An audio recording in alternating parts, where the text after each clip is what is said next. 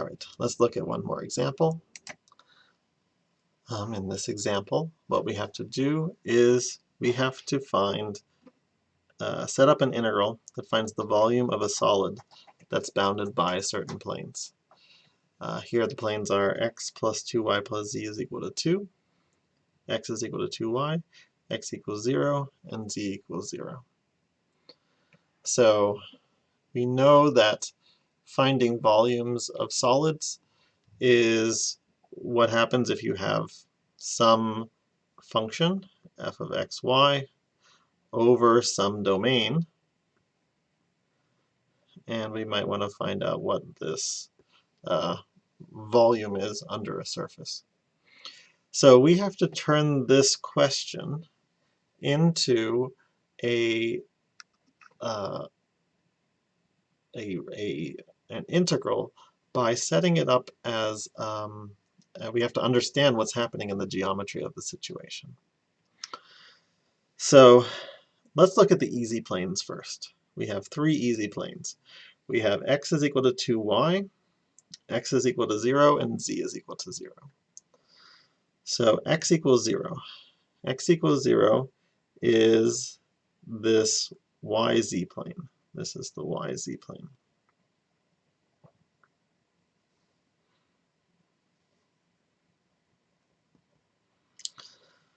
All right, z equals 0. That is the xy plane. And then x equals 2y. So x equals 2y, or we can maybe think of this as y is equal to x over 2.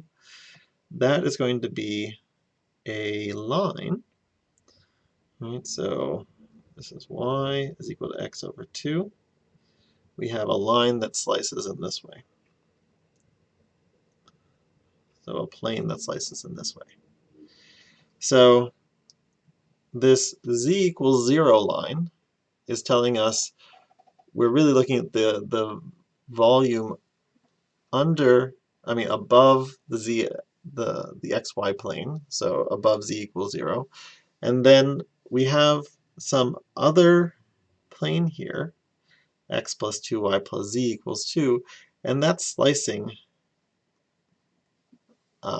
in a transverse way of this region. So let's figure out what this yz plane is doing in terms of our three-dimensional space. Sorry, I didn't mean the yz plane. Let's figure out what this transverse plane is doing in terms of our yz, in terms of our 3D space. So we have the function x plus 2y plus z is equal to 2. And what we'd like to do is we'd like to figure out what does that mean in terms of the places where this plane intersects the axes. So if we're looking at the x-axis, that corresponds to where y and z are 0. So if that's the case, we're dealing with a point where we have x is equal to 2. If we're looking at the place where 2y is equal, on the y-axis, 2y is equal to 2 gives us the point y is equal to 1. And when x is equal to, and when we're having with z, we're looking on the z-axis, then x and y are 0, and so we're up here at z is equal to 2. So if we're looking at this region, and we're looking at the places where x is bigger than 0, and where z is bigger than 0, and we have one more plane slicing through here in such a way that it kind of goes in this way, the region that we care about that is being bounded by our four different planes, sorry, is this region right here. It's the region that is above the xy plane, in front of the zy plane, and it's under this transverse plane, and this last x equals 2y plane is slicing it in such a way that we are here.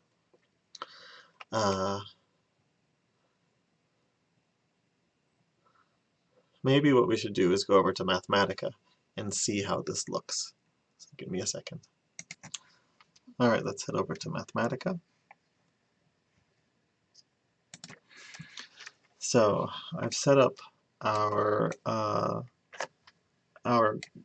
planes that we've been talking about. Here's our plane z is equal to 0. If we look at the plane x is equal to 0, then that's the yz plane. If we look at the plane xy is equal to x is equal to 2y, then that's the plane here that if we just had the xy axis, then it would be a line of slope 1/2. But we can't even see it because it's a line of slope 1/2. And then we want to bring in that last plane, which is the x plus 2y plus z is equal to 2 line. And I've used plot 3D for that. So let me take away these other two planes, or maybe even all three planes, and we're going to put in this plane here. Right, so this is the plane z, x plus 2y plus z is equal to 2.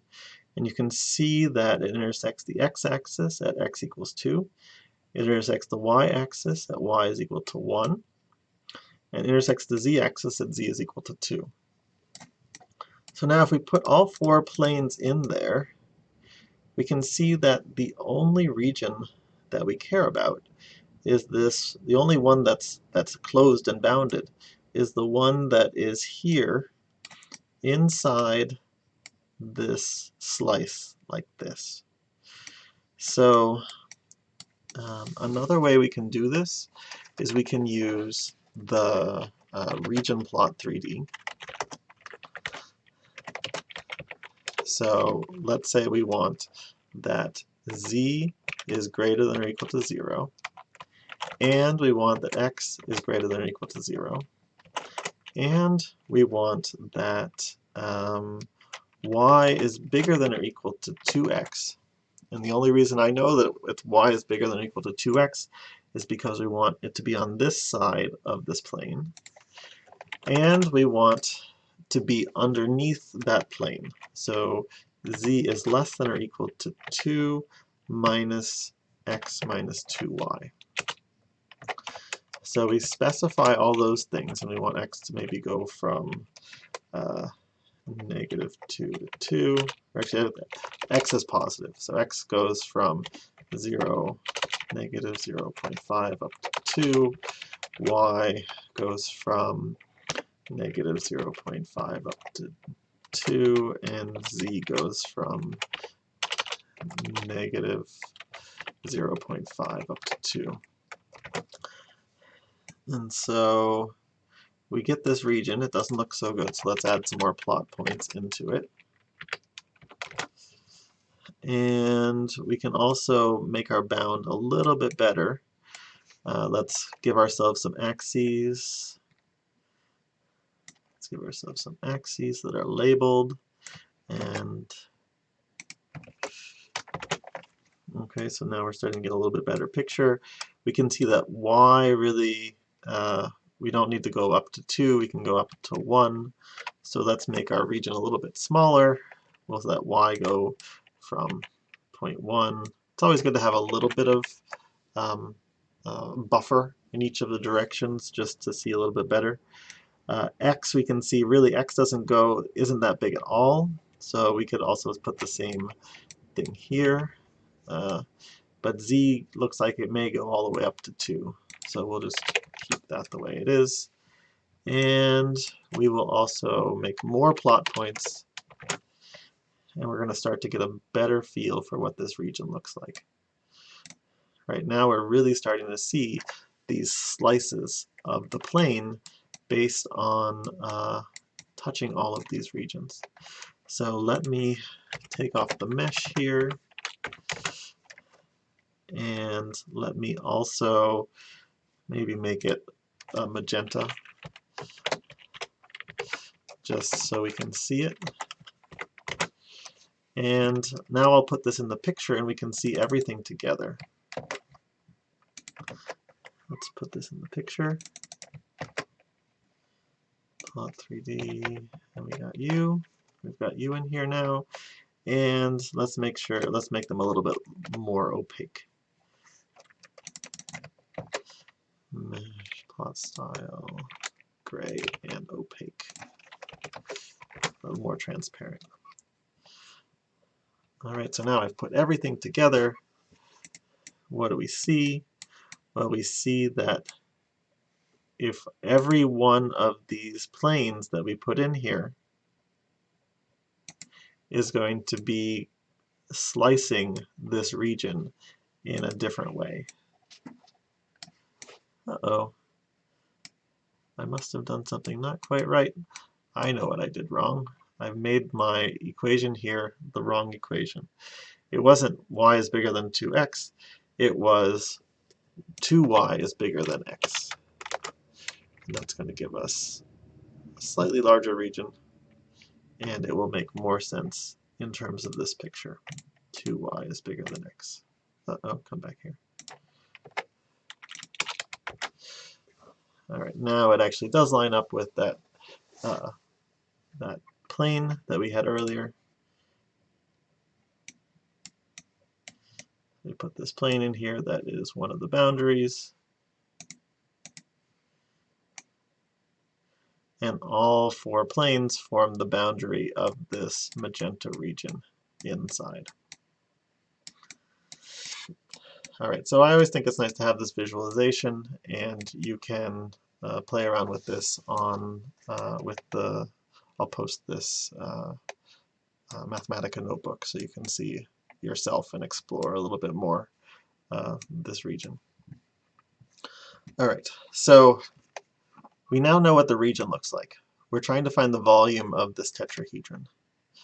Well, we could, if we wanted to come up with the volume of a tetrahedron, we'd be able to just do that directly. But if we're trying to set up an integral, then what we need to be able to do is we need to say, okay, this integral is a base, and it has a function lying above a domain. And so we have to take this region and we have to project it down onto the xy axis and say, oh, this is our picture. So directly above, we can see that we want to find the integral of this domain. Here we have an x and here we have a y. So do we want to do horizontal slices or do we want to do vertical slices? If we did horizontal slices, we would run into two different functions on the left-hand side and the right-hand side. Right above looks like y equals a half. You'd have this function on the left and this function on the right, whereas below 1/2 you'd have this function on the left and this function on the right. So not such a great idea. Instead, we'll do a vertical slice. And a vertical slice, we're going to have this function on the top half and this function on the bottom half. Okay, so let's now go over and set that up. Here. There's our not as nice picture that we had earlier.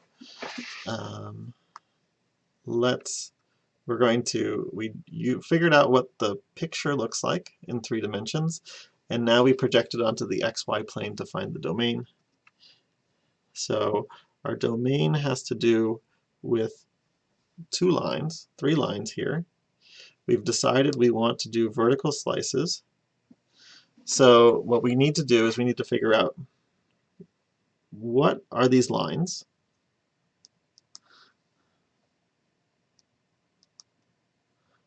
What are the lines? And what are the bounds?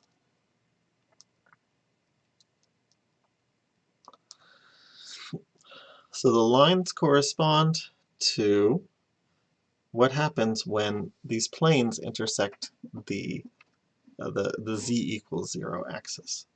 So these corresponded to, this was the line that corresponded to this function, and this was the line that corresponded to this function.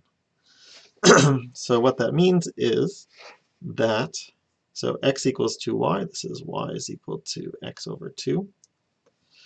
And this is, if this is intersecting where z is equal to 0, then we can just plug in z equals 0 and solve for y. We get that y is equal to 1/2 x, or 2 minus x, or in other words, 1 minus x over 2. So this upper function, let's now use the same coloring scheme as we had. This upper function is y is equal to 1 minus x over 2. And this lower function is y is equal to x over 2. And what we need to do now is figure out what the lower bound and the upper bound for x are. Well, it kind of makes sense that x equals 0 is giving us one bound, but we need to figure out what this point is. So we would need to solve where these two functions intersect. So when is x over 2 equal to 1 minus x over 2? In other words, that's x is equal to 1. So we're slicing like this. We have an integral where x goes from 0 to 1. And then we have an integral where y goes from